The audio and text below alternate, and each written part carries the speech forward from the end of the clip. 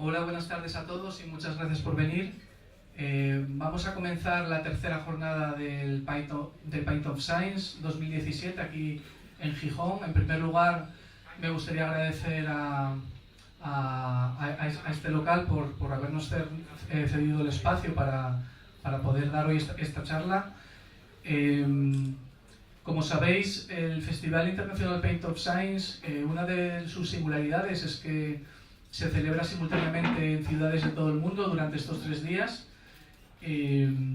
Como también sabéis, el año pasado, por primera vez, desde la Asociación de Divulgación Científica de Asturias, hemos traído el festival aquí, inicialmente en Oviedo y Gijón, y en esta edición, en la segunda edición, también en Avilés.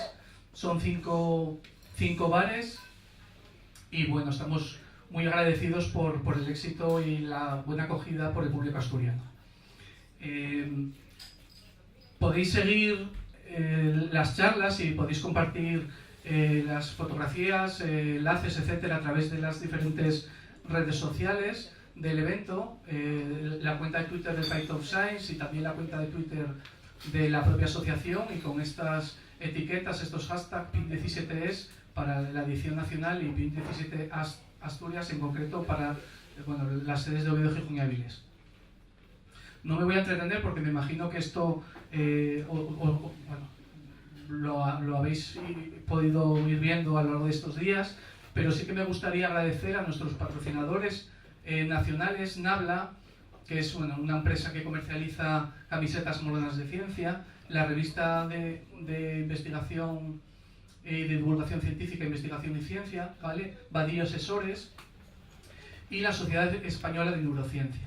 Y también a nuestros patrocinadores a nivel regional, a nivel de Asturias, como son la Caja Rural, FADE, la Federación Asturiana de Empresarios, GAM, que es una empresa que gestiona el alquiler de maquinaria, y el IMOMA, el Instituto de Medicina Oncológica y Molecular del Principado de Asturias. Además, dar las gracias a nuestros colaboradores, la Sociedad Española de Astronomía, el Consejo Superior de Investigaciones Científicas, el Museo Nacional de Ciencias Naturales, por supuesto la Universidad de Oviedo.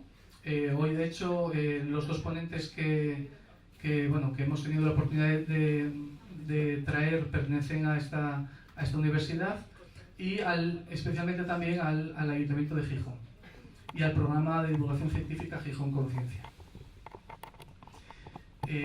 Comentaros también que, muy brevemente, que uno de los patrocinadores nacionales ofrece la posibilidad de que participéis en un sorteo de 30 camisetas de ciencia, y la dinámica es muy sencilla. Únicamente tenéis que descargaros de manera gratuita en un dispositivo móvil, en un teléfono o en el ordenador, una aplicación, Handpick, que es uno de nuestros colaboradores, y registraros, simplemente dar el nombre y un correo electrónico, y subir una fotografía vuestra con uno de los carteles del propio festival. De esta manera participaréis, como digo, en el sorteo de una de las 30 camisetas de ciencia que sorteo. Además, otro de los patrocinadores, la revista Investigación y Ciencia, pues ofrece durante estos 3 días, hoy la promoción finaliza, un descuento del 30% en cualquiera de sus publicaciones, bien Investigación y Ciencia o bien Mente y Cerebro. Y únicamente lo que hay que hacer es indicar, en el momento que os suscribáis, pues este código promocional del Pint of Science. Finalizo aquí esta breve introducción y voy a dar paso al primero de los ponentes. La jornada de hoy la hemos enmarcado dentro del título de lo invisible, y con la primera charla que la dará el doctor David Lago. Hablará sobre magnetismo personal. David es doctor por la Universidad de Oviedo de física aplicada, y es experto en magnetismo en sistemas biológicos. Entonces, la dinámica, como norma general del Pint of Science, David expondrá su charla, y cuando finalice, pues abriremos un turno de preguntas, que la idea es que os animéis a participar todos, ¿de acuerdo? Y cuando finalicen el turno de preguntas haremos un breve receso, como de 5 minutos, para que podáis tomar algo en el bar, por supuesto, y continuaremos con la segunda charla, que lleva por título Lo que el ojo no ve, impartirá doña Marta Alonso, también vinculada a la Universidad de Oviedo. Entonces, David, te cedo la palabra cuando quieras.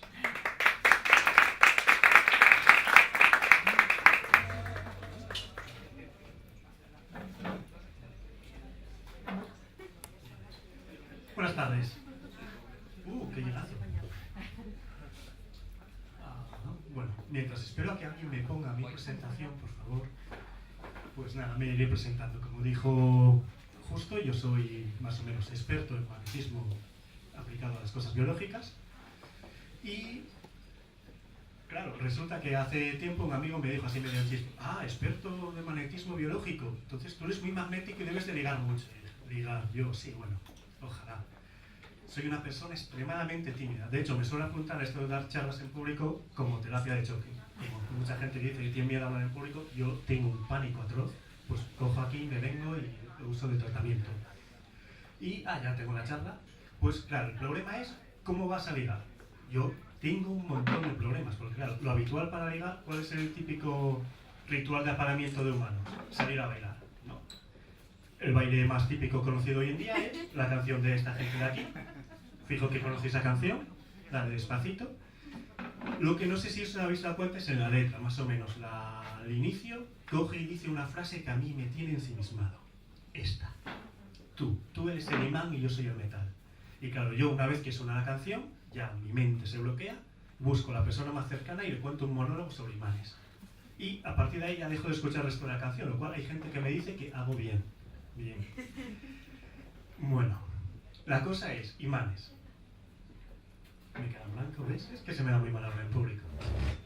¿Qué tiene de bueno esta metáfora? Realmente tiene algo de bueno que me gusta, y es que es una buena metáfora para las cosas, digamos, de atracción. ¿Por qué? Porque mucha gente piensa que es el imán el que atrae el metal, cuando en realidad la atracción es mutua. Es decir, el imán atrae el metal y a la vez el metal atrae el imán. Es decir, es una atracción mutua, lo cual es bueno, ¿no? La metáfora podemos decir que es una atracción mutua, lo cual está bien. Si no fuera una atracción mutua sería más o menos acoso, lo cual no sería tan divertido. Bueno, pero ahora ya entramos en materia un poco. ¿Qué carajo es el magnetismo? El magnetismo se conoce desde la antigüedad, desde hace más de 2000 años. Vieron que hay algunos minerales, la magnetita es el más conocido, que atraen ciertos metales. ¿Por qué? No lo sabemos, de momento. Ya en el siglo XIX, un científico danés descubrió que si tú tienes una corriente eléctrica circulando, que te cambia la orientación de una brújula. Una brújula, sabéis, es un pequeño imancito. Es decir, algo tienen que ver las corrientes eléctricas con el magnetismo. Ahora bien, la pregunta es, en un imán permanente, como estos que tengo yo por aquí, que me cargo el mando, ¿dónde están ahí las corrientes eléctricas? En un imán es un material, ahí no hay ninguna corriente. Pues las corrientes en los imanes permanentes están en los átomos. Los átomos son pequeños imancitos, cada átomo. Por el simple hecho de los electrones girando alrededor del núcleo del átomo, ese electrón girando tiene un momento magnético. Llamo momento magnético, lo que al fin y al cabo sería ese electrón girando es un imancito. De hecho, los electrones son como dos imancitos, crean dos campos magnéticos. Uno que sería el que llamaríamos momento magnético orbital y otro el momento magnético de spin, que es como llamamos al momento magnético que crea por el hecho de que parece como si estuviera rotando sobre sí mismo. Además, aunque es mucho más débil, los núcleos también tienen un pequeño momento magnético, solamente de spin porque apenas se mueven dentro del átomo. Y esto es para evidenciar que realmente sí que somos capaces de medir momentos magnéticos muy, muy, muy débiles. De hecho, no solo somos capaces de medirlos, sino que hay aplicaciones sobre ellos. Y la más conocida es la resonancia magnética nuclear. Ese método de diagnóstico, esa maquinona enorme que habéis conocido, alguna gente, imagino. Esa maquinona lo único que hace es medir el momento magnético de los núcleos de los átomos de hidrógeno. Antes de que me lo preguntéis, no, todas esas pulseras imantadas que se supone que te ayudan a tener mejor equilibrio y curarte la salud y los dolores y todo eso no tiene ninguna evidencia científica. Y ya entramos en tipos de magnetismo. El tipo de magnetismo más conocido es el ferromagnetismo, igual de magnetismo que muchos materiales que tienen hierro, que son los materiales con los que podemos fabricar imanes y son los materiales que son atraídos por los imanes. Además, también existen los materiales paramagnéticos, que son materiales que sí que se ven atraídos por los imanes, pero muchísimo menos. De hecho, tengo yo aquí un material. Tengo aquí un material paramagnético.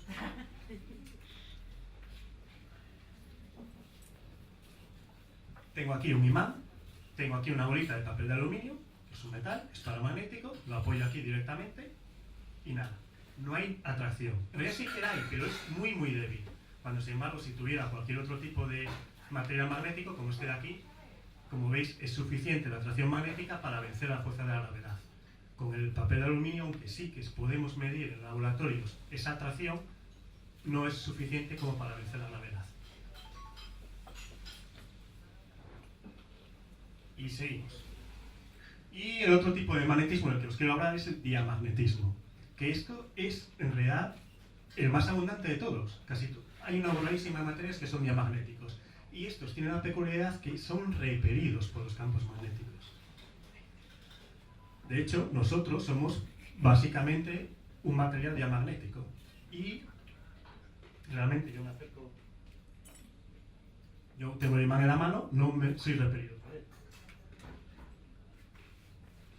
Y un truco que solemos hacer mucho es colocar los imanes separados por nuestro cuerpo.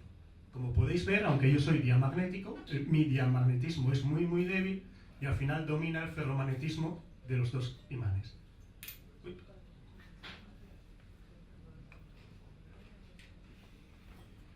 Bueno. Siguiente. Aquí tengo un vídeo en el que se van a ver, no se ve. Y eso que no soy novato dando charlas, pero hoy se me ha olvidado copiar el vídeo. Bueno, si buscáis esta universidad, Rathbone University, buscáis campo magnético elevado, vais a ver vídeos de distintos materiales diamagnéticos levitando. Se puede ver vídeos de una gota de agua, de un tomatito. Hay gente que me dijo, ¿eres capaz de levitar un tomate? Sí, si pongo mucho campo magnético, sí. El problema es cuánto campo magnético necesitas para evitar un material diamagnético. Una burrada. En torno a 14, 15 teslas, estos que usaban en este experimento, cuando este pedazo de imán que tengo yo aquí solamente llega a un tesla, más o menos. Y ya entramos en la parte biológica. Nosotros, los humanos, somos incapaces de sentir un campo magnético. Sin embargo, sí que hay animales que lo sienten. De lo más conocidos son las aves, que sienten el campo magnético, como esta paloma aquí, como el caso del magneto. ¿Cómo lo hacen? Pues porque resulta que tiene unos pequeños órganos, o orgánulos, entre el pico y el cerebro, que es un material ferromagnético. Y ellos tienen ahí como, digamos, unas neuronas que ya directamente sienten el cambio del campo magnético en ese orgánulo y con ese pueden ir midiendo el campo magnético terrestre, orientarse y viajar grandes distancias. También hay gente que dice que los perros, zorros, lobos se orientan para hacer sus cositas con el campo magnético terrestre. Yo no me lo creo, la verdad. He visto perros mirando en cualquier dirección. Y otra cosa que me gusta mucho destacar son las bacterias. Hay bastantes bacterias que crean unos pequeños orgánulos, son estos puntitos más oscuros de aquí, magnéticos. Directamente ellos están como comiendo del medio, cogiendo el líquido del medio y van separando los iones de hierro, también cogen átomos de oxígeno y fabrican dentro de ellas unos pequeños cuadraditos, estos de aquí, de magnetita. Y con eso lo utilizan también para orientarse en el campo magnético y desplazarse. Bueno, siguiente. Si imaginaos que tenéis un imán, si yo lo parto a la mitad, ¿qué pasa? Pues que seguirá siendo un imán, pero dividido en dos. Lo que tendréis serán dos imanes que tendrán un campo magnético en la misma dirección. No tendré un polo sur y un polo norte separados. Esto lo puedo seguir haciendo casi indefinidamente, buscando cada vez imanes más y más pequeños. Pero no puedo hacerlo hasta lo tamaño que yo quiera. Llega un momento en el que la temperatura empieza a dominar. ¿Sabéis lo que es la temperatura? Supongo que todo el mundo sí. El problema es explicarlo de una manera científica. La temperatura no es ni más ni menos que la velocidad a la que vibran los átomos. El problema es que, claro, yo he dicho que el momento magnético viene por la parte del movimiento de los electrones dentro del átomo, pero si el átomo está vibrando, ¿qué pasa con ese momento magnético? Pues que puede ocurrir que a escala muy pequeña el material tenga su momento magnético con un montón de átomos en la misma orientación, pero que estén cambiando influenciados por la temperatura. Es decir, tú coges tu sensor magnético, te pones a medir cuánto campo magnético crean ese tipo de pequeños materiales, de nanomateriales suele ser, y dices, venga, aquí no hay ningún material magnético, no puede ser. Tengo aquí una botellita de ellos, en estos. Es este liquidito negro. Este liquidito, yo cojo un sensor de campo magnético y aquí dice que no hay nada magnético. Sin embargo, como veis, es atraído por el imán. Luego quien quiera se puede acercar y jugar con ello. Y a este tipo de magnetismo se le ha puesto un nombre de superhéroe, el superparamagnetismo, y es en el que yo he realizado casi toda mi investigación. A ver si este vídeo funciona. Supongo que no, porque si no he copiado uno, no he copiado ninguno. Así que nada. Bueno. Entonces, estos materiales con los que yo he trabajado tienen un tamaño de entre 2 y 20 nanómetros. Es decir, un nanómetro es una milmillonésima parte de un metro. Son materiales muy minúsculos. De hecho, son materiales invisibles, que para verlos no nos vale un microscopio óptico como los que nos va a enseñar Marta, sino que ya tenemos que ir a un microscopio electrónico. ¿Qué ventaja tienen por ser tan pequeños? Que tienen un tamaño comparable, digamos, a los ladrillos de las cosas vivas. De hecho, yo he puesto aquí por comparar una molécula de ADN cuyo tamaño entre estos dos lados es aproximadamente 3 nanómetros. Cuando yo sé fabricar nanopartículas que tienen un tamaño entre 2 y 20. Comparable. ¿Y para qué me valen? Pues otro vídeo que no va a funcionar. Para muchas cosas biológicas. Yo lo que hacía era funcionalizar mis nanopartículas, lo que hacía era pegarles un anticuerpo y ellas se me pegaban a algo biológico. Esta imagen de aquí, esto sí que es microscopía óptica, cada uno de estos circulitos es una célula cancerígena. Yo lo que hice fue marcar las células cancerígenas con mis nanopartículas, que no se ven al microscopio óptico, y lo que hice es aplicar un campo magnético y efectivamente no se ve, y las células se ven atraídas. Es decir, yo tenía un material diamagnético, le pegué cositas ferromagnéticas, bueno, superparamagnéticas, y entonces podía moverlas con un imán. ¿Para qué vale eso? Pues puede valer para distintas cosas. Bueno, esta es una foto muy ampliada de estas mismas células que separé. La parte más gris es lo que sería la estructura de la célula, y estas cositas negras son mis nanopartículas, que fueron comidas por la célula. ¿Para qué valen? Pues un ejemplo es para hacer un transporte de medicamentos localizado. Como, bueno, imaginaos que tenéis un dolor en un codo. Me duele aquí, quiero tomar un analgésico, entonces para que me funcione el analgésico he de asegurar que la zona que yo quiero que funcione tenga una concentración mínima. Pero claro, cuando yo me tomo el medicamento o me lo meten por vía intravenosa, para asegurar que la concentración aquí mínima es superior a lo que yo busco, he de tener esa misma concentración en el otro codo, donde no me pasa nada, y en casi todo el cuerpo. Claro, esto al final es, por un lado, un derroche del medicamento, que no suelen ser baratos, y por otro lado, aumenta los efectos secundarios. Entonces, hay gente que trabaja fabricando una especie como de cubierta biológica, y dentro de ella le meten tanto nanopartículas superparamagnéticas como el medicamento. Vale, el ejemplo que he puesto de un analgésico, casi ningún analgésico tiene unos efectos secundarios que sean preocupantes. Pero, ¿qué pasa con la quimioterapia, por ejemplo? La quimioterapia sí que tiene efectos secundarios que sí que estaría bien evitar, y hay gente trabajando en hacer una recubierta de estas para reducir los efectos secundarios. ¿Cómo lo reducen? Concentrando el medicamento en una zona usando un imán colocado fuera del cuerpo. Esto también hay gente que lo está trabajando para regenerar tejidos o órganos. Y lo que hacen es llenar células madre con estas nanopartículas superparamagnéticas. La idea es la misma, introducirlas por vía intravenosa y con un imán externo colocarlas en el sitio donde queramos que actúe. Las células siguen vivas, por lo cual ellos tienen sus procesos en los que incorporan nutrientes, y a la vez que en la que sacan sus desechos, a cabo de un tiempo echarían las nanopartículas al cuerpo. Y una gran ventaja que tienen estas nanopartículas de óxido de hierro es que son muy poco tóxicas. De hecho, nosotros mismos, no sé si hay algún anémico en la sala, uno de los indicadores de anemia es la ferritina. La ferritina, al fin y al cabo, no deja de ser una pequeña bolita de óxido de hierro igual que estas. Es decir, estas bolitas con las que trabajamos son muy poco tóxicas. Empiezan a ser tóxicas a partir de una concentración muy grande. Y la tercera y última aplicación de lo que os voy a hablar es de la hipertermia. Imaginaos que yo cojo y lleno de nanopartículas una zona del cuerpo. Una zona del cuerpo en la que casualmente exista un tumor. Se irán acumulando ahí las nanopartículas. Hola, buenas tardes a todos y muchas gracias por venir.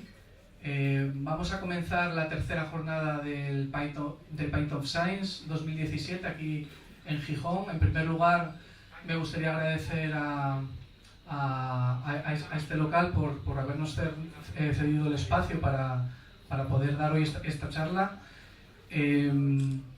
Como sabéis, el Festival Internacional Pint of Science, una de sus singularidades es que se celebra simultáneamente en ciudades de todo el mundo durante estos 3 días.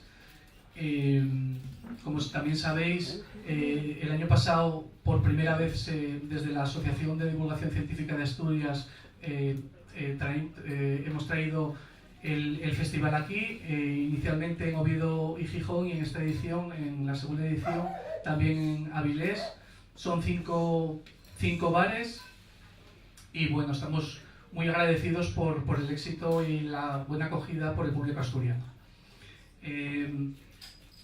Podéis seguir las charlas y podéis compartir las fotografías, enlaces, etcétera, a través de las diferentes redes sociales del evento, la cuenta de Twitter de Pint of Science y también la cuenta de Twitter de la propia asociación, y con estas etiquetas, estos hashtags PIN17es para la edición nacional y PIN17 Asturias en concreto para las sedes de Oviedo, Gijón y Avilés.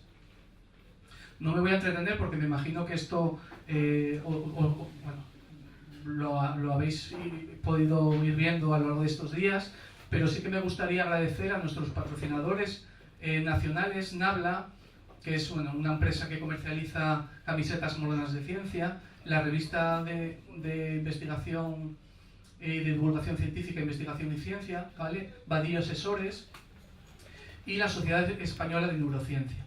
Y también a nuestros patrocinadores a nivel regional, a nivel de Asturias, como son la Caja Rural, FADE, la Federación Asturiana de Empresarios, GAM, que es una empresa que gestiona el alquiler de maquinaria, y el IMOMA, el Instituto de Medicina Oncológica y Molecular del Principado de Asturias.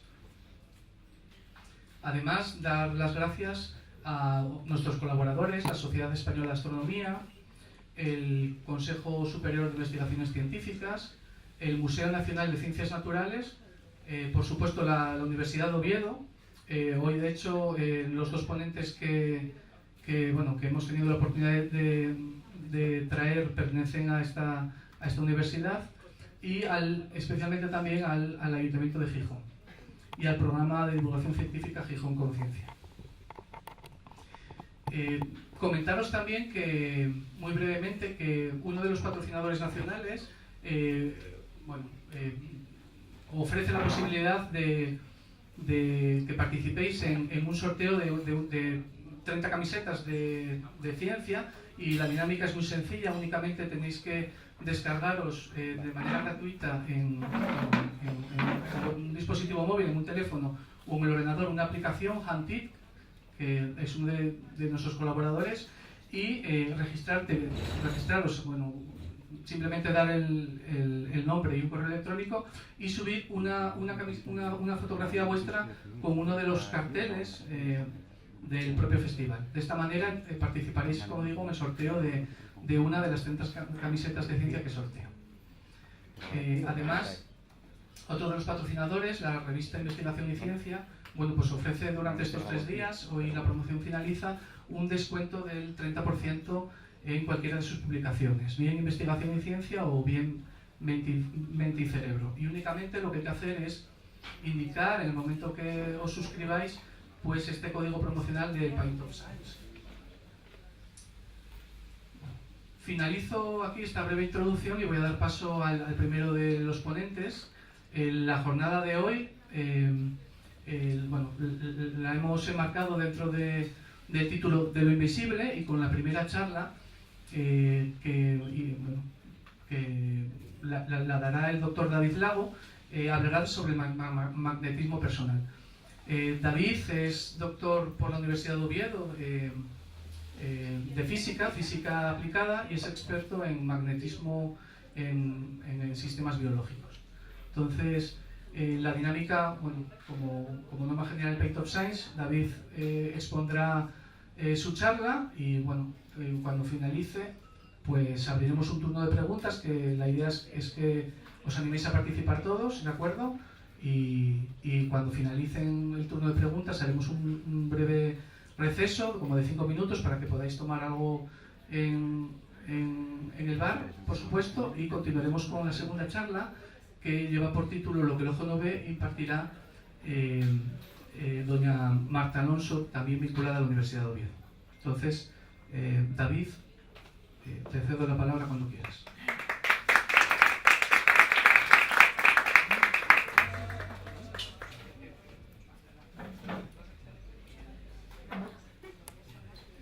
Buenas tardes. ¡Qué llegazo! Bueno, mientras espero a que alguien me ponga mi presentación, por favor, pues nada, me iré presentando. Como dijo Justo, yo soy más o menos experto en magnetismo aplicado a las cosas biológicas. Y, claro, resulta que hace tiempo un amigo me dijo así medio en chiste: experto de magnetismo biológico, entonces tú eres muy magnético y debes de ligar mucho. Ligar, yo sí, bueno, ojalá. Soy una persona extremadamente tímida. De hecho, me suelo apuntar a esto de dar charlas en público como terapia de choque. Y mucha gente dice que tiene miedo a hablar en público. Yo tengo un pánico atroz. Pues cojo aquí, me vengo y lo uso de tratamiento. Y, ya tengo la charla. Pues claro, el problema es cómo vas a ligar. Yo tengo un montón de problemas. Porque claro, lo habitual para ligar, ¿cuál es el típico ritual de apareamiento de humanos? Salir a bailar, ¿no? El baile más típico conocido hoy en día es la canción de esta gente de aquí. Fijo que conocéis la canción, la de Despacito. Lo que no sé si os habéis dado cuenta es en la letra, más o menos. Al inicio, coge y dice una frase que a mí me tiene ensimismado. Esta.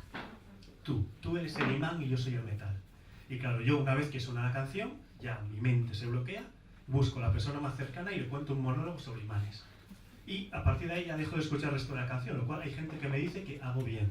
Bien. Bueno, la cosa es, imanes. Me queda en blanco, ¿ves? Es que se me da muy mal hablar en público. ¿Qué tiene de bueno esta metáfora? Realmente tiene algo de bueno que me gusta, y es que es una buena metáfora para las cosas, digamos, de atracción. ¿Por qué? Porque mucha gente piensa que es el imán el que atrae el metal, cuando en realidad la atracción es mutua. Es decir, el imán atrae el metal y a la vez el metal atrae el imán. Es decir, es una atracción mutua, lo cual es bueno, ¿no? La metáfora podemos decir que es una atracción mutua, lo cual está bien. Si no fuera una atracción mutua sería más o menos acoso, lo cual no sería tan divertido. Bueno, pero ahora ya entramos en materia un poco. ¿Qué carajo es el magnetismo? El magnetismo se conoce desde la antigüedad, desde hace más de 2000 años. Vieron que hay algunos minerales, la magnetita es el más conocido, que atraen ciertos metales. ¿Por qué? No lo sabemos, de momento. Ya en el siglo XIX, un científico danés descubrió que si tú tienes una corriente eléctrica circulando, que te cambia la orientación de una brújula. Una brújula, sabéis, es un pequeño imancito. Es decir, algo tienen que ver las corrientes eléctricas con el magnetismo. Ahora bien, la pregunta es, en un imán permanente, como estos que tengo yo por aquí, que me cargo el mando, ¿dónde están ahí las corrientes eléctricas? En un imán es un material, ahí no hay ninguna corriente. Pues las corrientes en los imanes permanentes están en los átomos. Los átomos son pequeños imancitos, cada átomo. Por el simple hecho de los electrones girando alrededor del núcleo del átomo, ese electrón girando tiene un momento magnético. Llamo momento magnético, lo que al fin y al cabo sería ese electrón girando es un imancito. De hecho, los electrones son como dos imancitos, crean dos campos magnéticos. Uno que sería el que llamaríamos momento magnético orbital y otro el momento magnético de spin, que es como llamamos al momento magnético que crea por el hecho de que parece como si estuviera rotando sobre sí mismo. Además, aunque es mucho más débil, los núcleos también tienen un pequeño momento magnético, solamente de spin, porque apenas se mueven dentro del átomo. Y esto es para evidenciar que realmente sí que somos capaces de medir momentos magnéticos muy, muy, muy débiles. De hecho, no solo somos capaces de medirlos, sino que hay aplicaciones sobre ellos. Y la más conocida es la resonancia magnética nuclear. Ese método de diagnóstico, esa maquinona enorme que habéis conocido, alguna gente, imagino. Esa maquinona lo único que hace es medir el momento magnético de los núcleos de los átomos de hidrógeno. Antes de que me lo preguntéis, no, todas esas pulseras imantadas que se supone que te ayudan a tener mejor equilibrio y curarte la salud y los dolores y todo eso no tiene ninguna evidencia científica. Y ya entramos en tipos de magnetismo. El tipo de magnetismo más conocido es el ferromagnetismo, igual de magnetismo que muchos materiales que tienen hierro, que son los materiales con los que podemos fabricar imanes y son los materiales que son atraídos por los imanes. Además, también existen los materiales paramagnéticos, que son materiales que sí que se ven atraídos por los imanes, pero muchísimo menos. De hecho, tengo yo aquí un material. Tengo aquí un material paramagnético.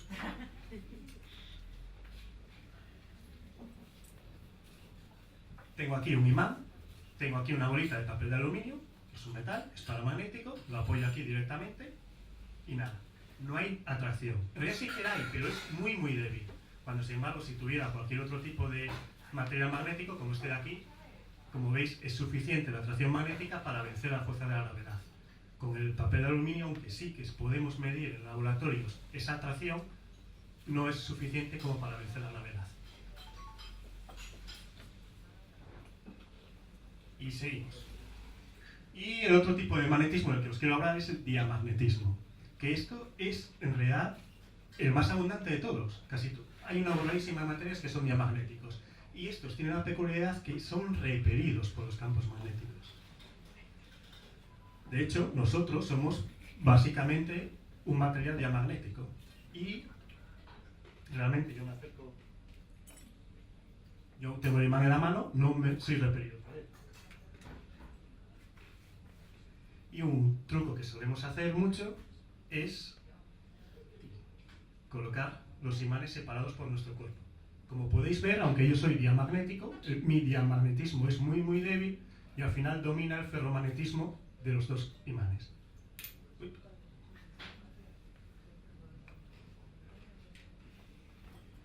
Bueno. Siguiente. Aquí tengo un vídeo en el que se van a ver, no se ve. Y eso que no soy novato dando charlas, pero hoy se me ha olvidado copiar el vídeo. Bueno, si buscáis esta universidad, Rathbone University, buscáis campo magnético elevado, vais a ver vídeos de distintos materiales diamagnéticos levitando. Se puede ver vídeos de una gota de agua, de un tomatito. Hay gente que me dijo, ¿eres capaz de levitar un tomate? Sí, si pongo mucho campo magnético, sí. El problema es cuánto campo magnético necesitas para evitar un material diamagnético. Una burrada. En torno a 14, 15 teslas, esos que usaban en este experimento, cuando este pedazo de imán que tengo yo aquí solamente llega a un tesla más o menos. Y ya entramos en la parte biológica. Nosotros, los humanos, somos incapaces de sentir un campo magnético. Sin embargo, sí que hay animales que lo sienten. De lo más conocidos son las aves, que sienten el campo magnético, como esta paloma aquí con el casco de magneto. ¿Cómo lo hacen? Pues porque resulta que tiene unos pequeños órganos, orgánulos, entre el pico y el cerebro, que es un material ferromagnético.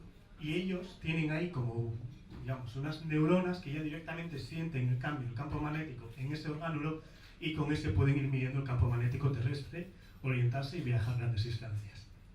También hay gente que dice que los perros, zorros, lobos se orientan para hacer sus cositas como el campo magnético terrestre. Yo no me lo creo, la verdad.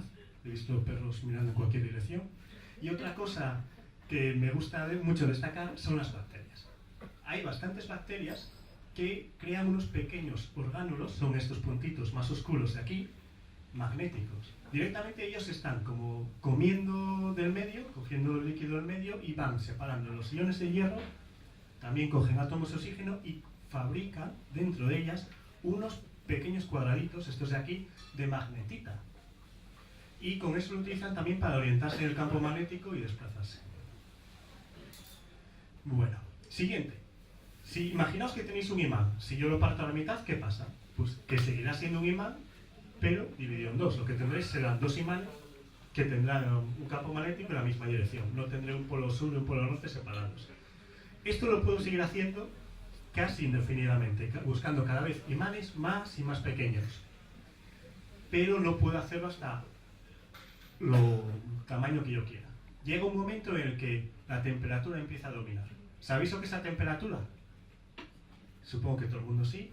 El problema es explicarlo de una manera científica. La temperatura no es ni más ni menos que la velocidad a la que vibran los átomos. El problema es que, claro, yo he dicho que el momento magnético viene por la parte del movimiento de los electrones dentro del átomo, pero si el átomo está vibrando, ¿qué pasa con ese momento magnético? Pues que puede ocurrir que a escala muy pequeña el material tenga su momento magnético con un montón de átomos en la misma orientación, pero que estén cambiando influenciados por la temperatura. Es decir, tú coges tu sensor magnético, te pones a medir cuánto campo magnético crean ese tipo de pequeños materiales, de nanomateriales suele ser, y dices, venga, aquí no hay ningún material magnético, no puede ser. Tengo aquí una botellita de ellos, en estos. Es este liquidito negro. Este liquidito, yo cojo un sensor de campo magnético y aquí dice que no hay nada magnético. Sin embargo, como veis, es atraído por el imán. Luego quien quiera se puede acercar y jugar con ello. Y a este tipo de magnetismo se le ha puesto un nombre de superhéroe, el superparamagnetismo, y es en el que yo he realizado casi toda mi investigación. A ver si este vídeo funciona. Supongo que no, porque si no he copiado uno, no he copiado ninguno. Así que nada. Bueno. Entonces, estos materiales con los que yo he trabajado tienen un tamaño de entre 2 y 20 nanómetros. Es decir, un nanómetro es una milmillonésima parte de un metro. Son materiales muy minúsculos. De hecho, son materiales invisibles, que para verlos no nos vale un microscopio óptico como los que nos va a enseñar Marta, sino que ya tenemos que ir a un microscopio electrónico. ¿Qué ventaja tienen por ser tan pequeños? Que tienen un tamaño comparable, digamos, a los ladrillos de las cosas vivas. De hecho, yo he puesto aquí por comparar una molécula de ADN cuyo tamaño entre estos dos lados es aproximadamente 3 nanómetros. Cuando yo sé fabricar nanopartículas que tienen un tamaño entre 2 y 20. Comparable.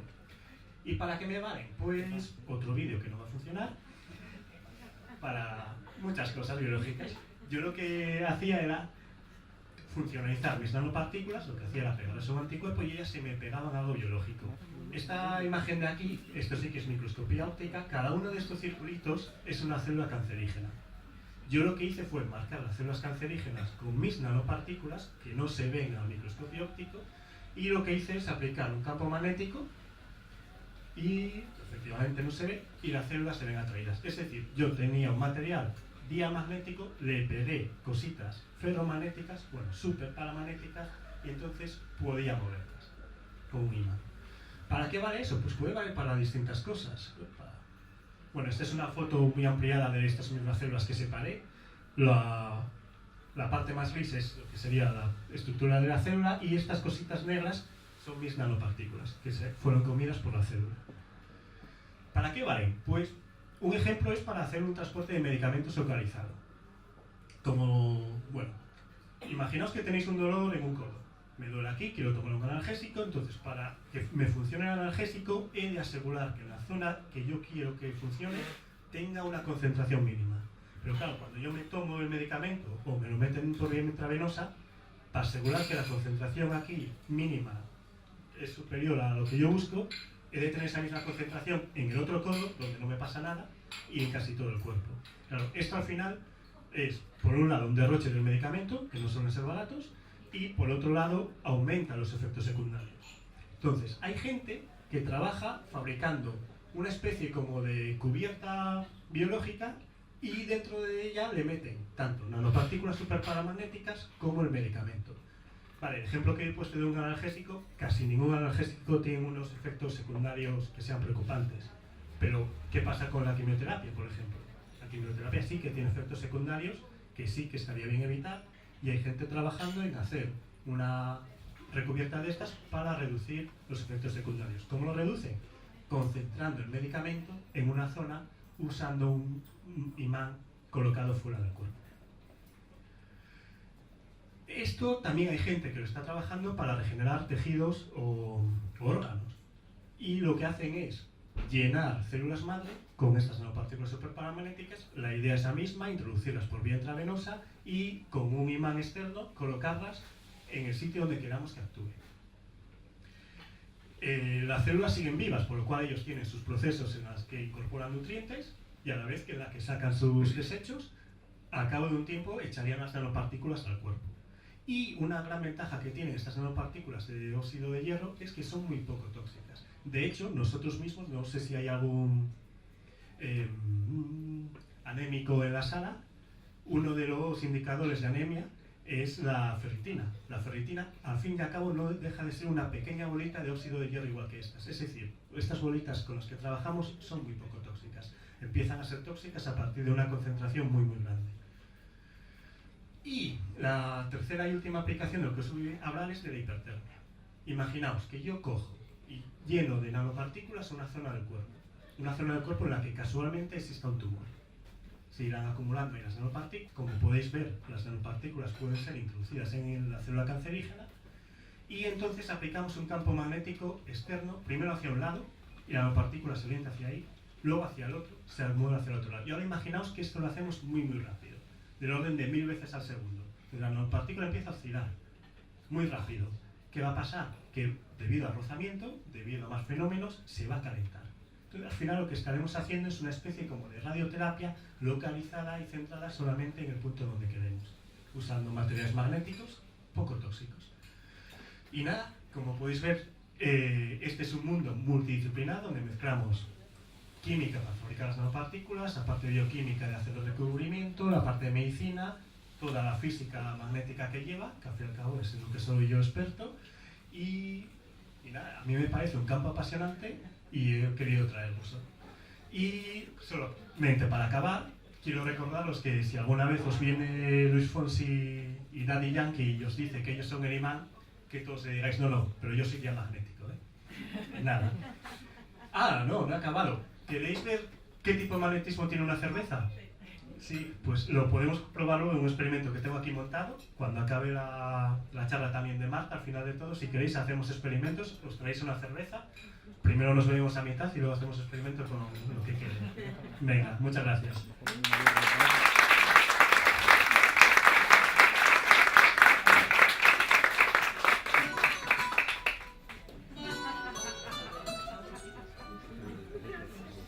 Gracias por la canción, ¿eh? Bueno, muchas gracias David por esta magnífica presentación.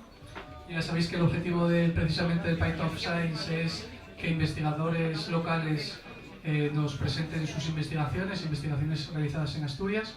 Y bueno, como comenté al principio, la idea es que ahora se abra un turno de preguntas y bueno, pues vosotros le preguntéis las curiosidades, las dudas que tengáis al investigador, aprovechando la amabilidad que él tiene y su disponibilidad. Entonces, os animo a que le preguntéis. A ver si te llama él, no tiene el que te llama tú. ¿Te vas a llamar? No te voy a llamar. Oye, David, ¿a qué temperatura puedes alcanzar en esto de la hipertermia moviendo? Esto ahora es cuando viene la frase. Sube, por favor. ¿Hola? No, espera. Bueno, primero ya que tiene el micro y luego lo pasas para allá. Vale, no, la mía es muy breve, solamente. Hola, David. Bueno, primero enhorabuena por la charla. Y luego quería que me hicieras un comentario sobre una frase que oí el otro día en un telediario, no me acuerdo de qué cadena, supuestamente a un médico. Decía, se le toma al paciente una muestra electromagnética. Esa es mi pregunta. Una muestra electromagnética. Será cosa de los nervios si se habrá equivocado, porque no será que se... No tiene ningún sentido, ¿verdad? No, pero bueno, se puede hacer un electrocardiograma, por ejemplo, que suena parecido. En fin, poco más se me ocurre. Bueno, nada, Bueno, David, nada, era preguntarte, en esto de la hipertermia, ¿qué temperaturas puedes alcanzar moviendo así las partículas, como tú dices? Pues mucho. De hecho, solo que claro, tú en el cuerpo tampoco quieres que eso alcance 80 grados porque si no los daños te van a llegar. De hecho, casi todas las terapias que andan mirando, de hecho ya hay ensayos clínicos en algunos países, lo que intentan es llegar como a 42, 43 grados, que es temperatura suficiente para matar las células. Luego, claro, la temperatura se difunde hacia los sitios al lado, pero claro, va perdiendo temperatura y ya para las células sanas te queda como los 40, 41 grados, no deja de ser fiebre, pero no es malo para ellas. Pero en un laboratorio lo subes a 80, 90, 150, lo que quieras. Siguiente.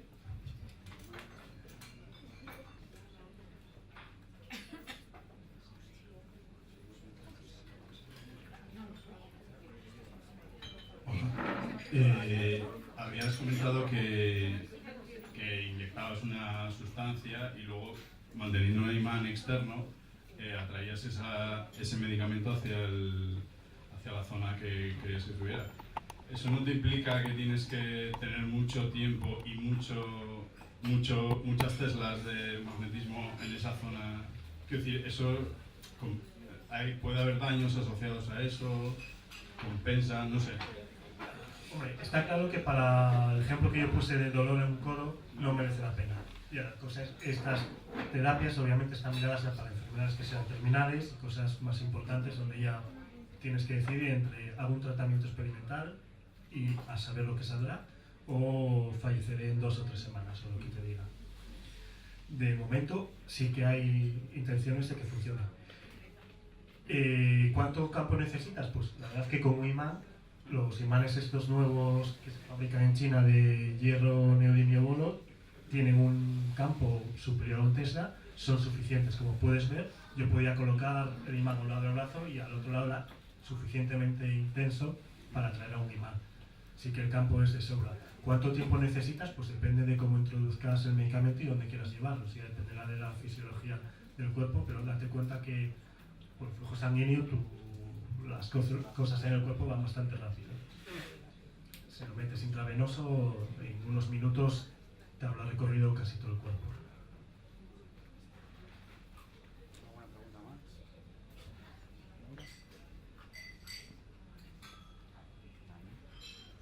¿Alguna pregunta más, David? ¿No? Bueno, hacemos un descanso. ¿Sí? Pues nada, muchas gracias. Muchas gracias, David. Vamos a hacer